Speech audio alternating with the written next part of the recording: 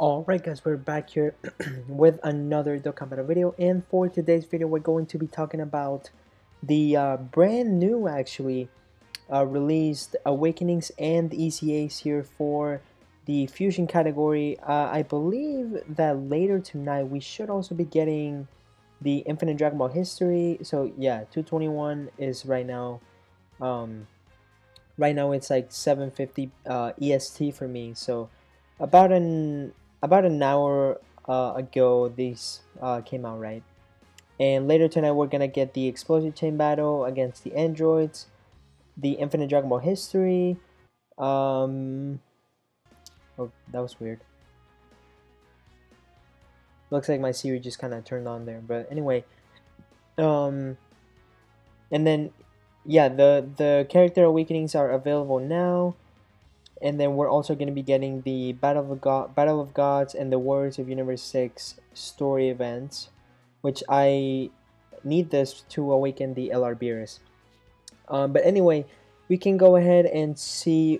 We also have the Support for Extreme Z Awakening Seni campaign, basically giving you a bunch of Seni for actually awakening your just any unit. I mean, is this for any unit? I think it might be. But obviously, it's aimed for the new Fusion EZA Awakenings, right? We also have the Fusion category summon, which is interesting because we already have another Fusion banner? Yeah. Oh, okay. I suppose that this is Fusion and this is just crossover, even though these are both Fusion characters. I do think that if anything, this banner is better than this one. Not that you should summon on either one, but I do think that these units after EZAing are probably better than these four. So actually here we can go over the information for these units. So 5 units: the Weirus, Shellman, Salsa, Kulesa, and Gennambu.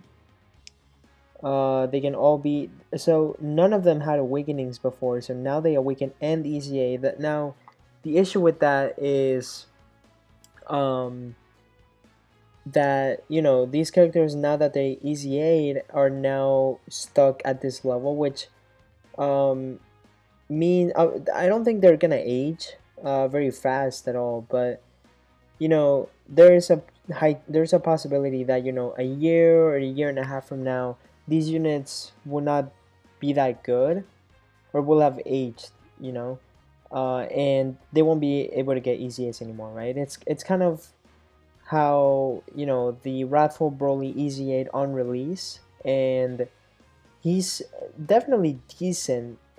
I would say he's okay, but he's not as good as before, right? So again, let's just go over the information. Thankfully, we have leader, skill, passive, and super attack level. So Shellman does attack plus 100 and defense plus 200%. Okay. Then an additional attack plus 100 when performing a super. Nice. Medium chance of performing a crit. Then 10 key and an additional 300% attack when HP is 50% or less. And then he raises attack and defense for 1 turn, causes supreme to all enemies, and then sacrifices 10% HP. Okay, so I think defensively this guy is probably gonna be pretty solid, just because again he's got EZA stats with 200% defense and the raised defense for 1 turn. I think he could be solid. And then, I mean, if you get that 50% HP thing, you're looking at like 400 attack, 400% attack, and then an extra 100% when performing a super. That's pretty good. Okay, let's go over Kulesa here. So, and leader skills don't really matter for these units. They all suck. But anyway, attack and defense plus 120 when performing a super. Okay. High chance of launching an additional super attack. Chance of performing a crit plus 10% with each super attack performed up to 30. Fusion or Wicked Bloodline category, extreme class allies attack and defense plus 30. Oh, and he stacks. He greatly raises attack and raises defense. Okay, interesting. So basically, he probably is not going to be a slot 1 unit until like you get a lot of turns in and he's able to raise his defense. But I mean, he's a pretty good, I think he'd be a really good slot 2 unit, right? Attack and defense plus 120.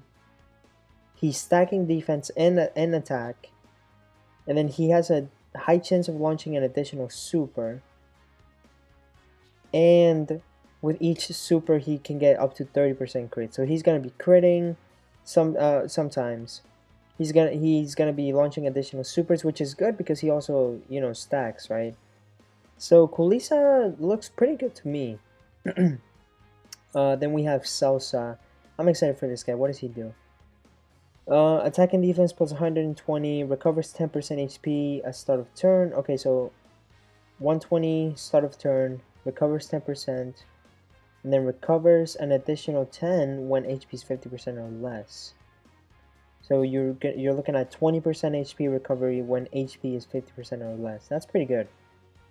Plus an additional 100 or plus an additional attack and defense plus 100% for performing a super if HP is 50% or more. Okay. And then he raises attack and defense for 1 turn.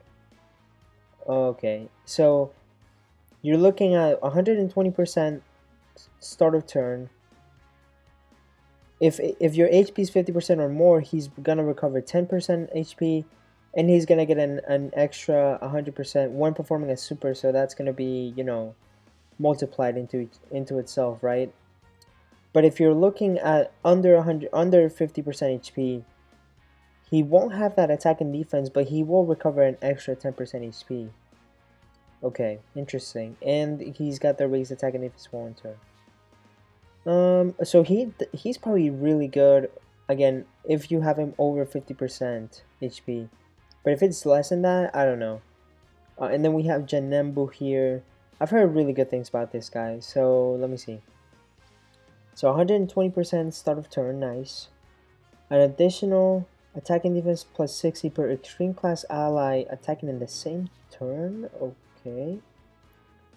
Medium chance of evading enemy attack, and guards all attacks within the same turn after evading an attack. Recovers 13% HP at the end of the turn in which an attack was received. Attacked enemy attack minus 33%. And he stacks? Dude, this guy's cracked. Okay, so if you run him on a full extreme class team, or at least if you have him in a rotation where all 3 of the characters are extreme, you're looking at 120 for start of turn, and then another 120 in the same turn. Okay, and 30% chance to dodge, and then he guards after dodging. Oh, I see. Okay, so you need to dodge to guard. That matters. Okay, and then he recovers 13% HP at the end of the turn in which an attack was received. So, best case scenario, you both get hit and dodge with this guy so that he can activate his guard and do the HP recovery. Okay. But and then again, he's raising defense. And he's lowering enemy attack. That's probably for 1 turn though. Which is not the craziest, but I mean, for something like SPR, can definitely be helpful. To help, if you put this guy in slot 1, and then the second slot and third slot can definitely get better at defending, right? Okay, Gennambu seems really good. Sadly, I do not own this character, which really, really, really sucks, man. But it is what it is. And then, which is, again, I've been playing this game for over 5 years, and I've never pulled this guy. Isn't that crazy to think about? Anyway, okay. And then Weirus, I've also heard really good things about Weirus. So the orb changing stays the same, Tekken int to physical. Is this still the only double orb changer? Um, actually no, I think doesn't the tech Mr. Boo change 2 types of orbs to rainbow? He might. Okay. 150% attack and defense, pretty good. Fusion or Realm of Gods allies attack and defense plus 30 with 3 or more key spheres obtained. Okay. High chance of evading enemy attack with 5 or more key spheres plus an additional 70% when attacking with 7 or more.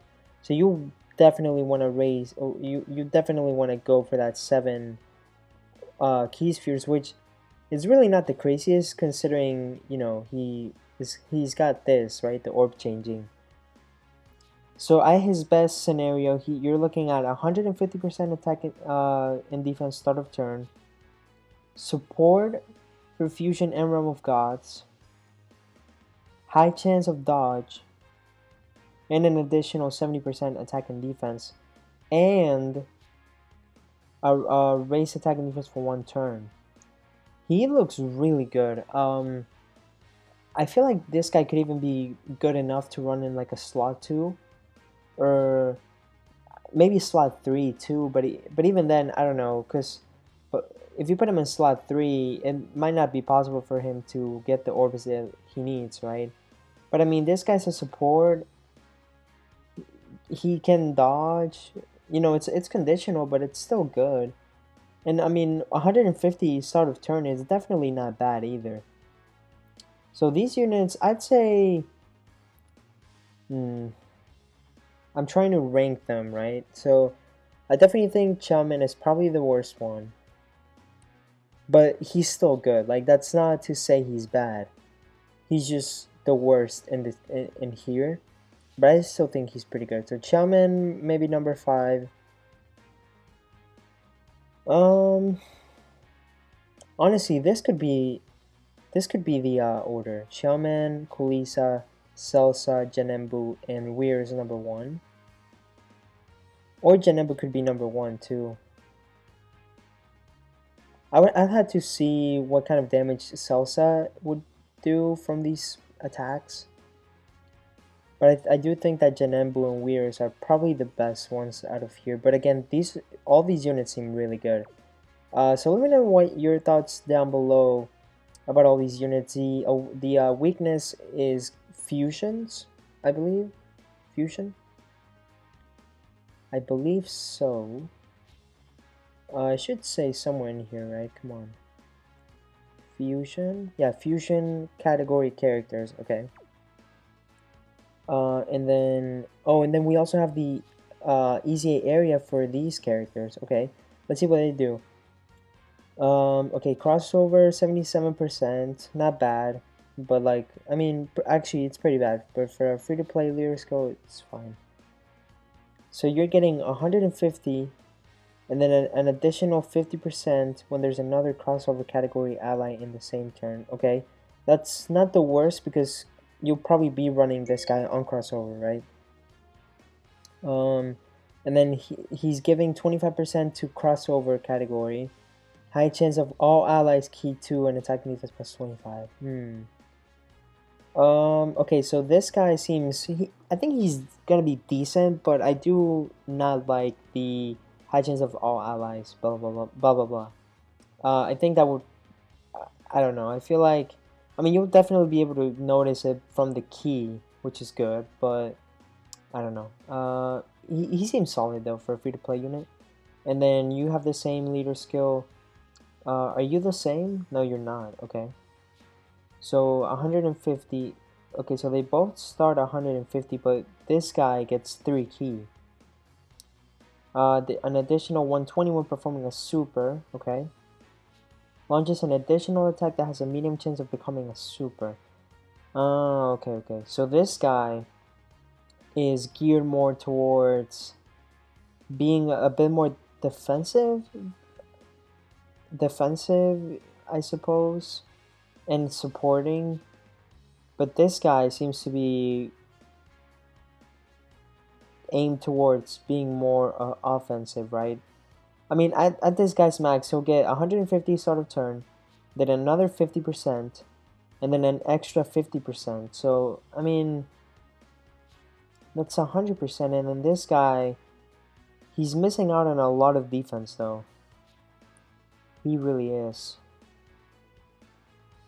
Okay. I mean, for a free-to-play unit, I think he's solid, but I think this guy is probably going to be a bit better, but you probably want to run them together, honestly. And then Yamhan. Okay, let's see what this guy does. Okay, so attack and defense plus 180, good. Plus an additional 80% attack and launches an additional attack that has a medium chance of becoming a super attack when performing a super attack if HP is 80% or less. Okay, so if your HP is 80% or less, he'll do an additional attack that has a medium chance of becoming a super, and he's gonna get an extra 80% if you perform a super. Key 6 plus an additional 80% in high chance of performing a crit when HP is 80% or less once only. Key 6 plus an additional 80% in high chance of performing a crit. Oh, okay. So, let's say the first turn that you have this guy under 80% HP, he's going to have 6 key, the extra 80%, the extra attack that has a 30% chance of becoming a super. He's gonna get an extra 80%. I think I mentioned the 6 key, and a high chance of performing a crit. Okay, so for that one turn, this guy is probably gonna be really good, and he's also lowering attack, greatly raises attack for one turn. I wish these guys had defense instead of attack raising. That would make them a lot better. And then what can you do? What can you run for? Okay, fusion characters? Looks like it. Fusion characters, yeah. I'm trying to see. I mean, the best characters in here for sure are the easy A ones. So this shouldn't be hard at all if you have any of those characters. But even then, I think these three could also just be good enough to run and win this. And this ghost tanks too. Okay, not bad. Okay, so let me know your thoughts down below about these units. I think they all look pretty solid. I think these characters will be really good. These guys are solid, you know, for being free-to-play units. I'll have to test them to actually see what, you know, what kind of damage and defense they can pull out, right? And then, yeah, later tonight we're going to be getting the Infinite Dragon Ball History and then Chain Battle. So, and then the story events. So yeah, let me know your thoughts down below. Thank you so much for watching, and I'm really excited to try these units out, and I'll catch you all in the next video.